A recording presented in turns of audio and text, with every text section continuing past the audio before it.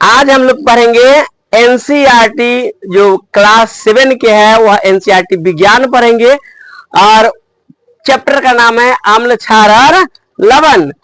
तो बच्चों हम लोग क्या जानेंगे आज? अम्ल क्षार और लवण। कौन क्या जानेंगे? अम्ल क्षार और लवण। अम्ल किसको कहता है, क्षार किसको कहता है और लवण किसको कहता है? किसको किसको पता है? नहीं पता है तो जानो।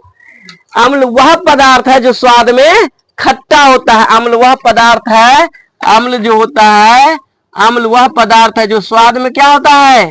स्वाद में यह खट्टा होता है, स्वाद में खट्टा होता है ना। और क्षार जो होता है वह क्षार क्या होता है? तो क्षार जो होता है वह स्वाद में क्या होता है? कड़वा होता है। स्वाद में क्या होता है?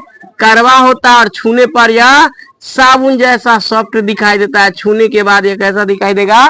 साबुन जैसा चिकना महसूस होगा। वह क्या कहलाएगा? क्षार कहलाएगा, है ना। यह क्षारीय पदार्थ कहलाएगा।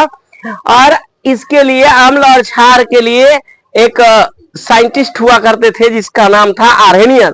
आर्हेनियस साहब ने एक परिभाषा दिया जिसके अनुसार बताया क्या कि अम्ल वह पदार्थ है जो जल में घुलकर हाइड्रोजन आयन देता है। हाइड्रोजन आयन यानी H+ आयन देता है।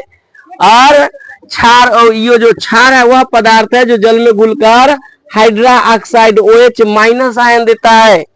हाइड्रा ऑक्साइड आयन देता है, उसको हम लोग क्या कहेंगे? क्षार कहेंगे। जैसे सोडियम हाइड्रोक्साइड, पोटेशियम हाइड्रोक्साइड, ये सब क्षार है। और ये जो अम्ल में आएगा जैसे सल्फ्यूरिक अम्ल आ जाएगा, नाइट्रिक अम्ल आ जाएगा, हाइड्रोक्लोरिक अम्ल आएगा, ये सब के सब जो होंगे क्षार होंगे।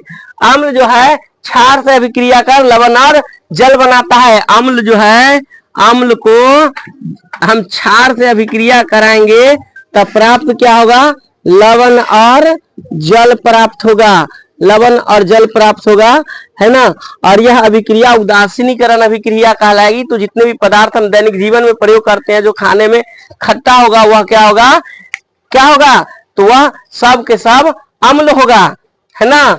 और जो कड़वा होगा वह क्या होगा? क्षार होगा।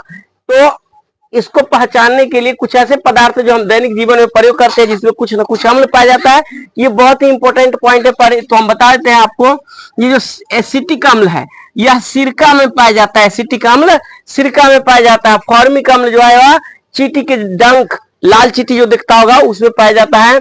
साइट्रिक अम्ल जो होता है संतरा और नींबू में पाया जाता है। नींबू कुल के जितने भी फल उसमें पाया जाता है। लैक्टिक अम्ल दही में पाया जाता है। दही में लैक्टिक अम्ल होता है ना। ऑक्जेलिक अम्ल पालक में पाया जाता है। पालक जो सब्जी के लिए आता है, जिसका साग बनता है, दाल में रख के खाता होगा, उसमें ऑक्जेलिक अम्ल पाया जाता है। और पालक जो होता है आयरन का एक अच्छा स्रोत है। एस्कॉर्बिक अम्ल यह आंवला में पाया जाता है। एसिड्स फल जो होता है जितने भी उसमें पाया जाता है। और ये एस्कॉर्बिक अम्ल, इसको विटामिन सी भी कहा जाता है एस्कॉर्बिक अम्ल को।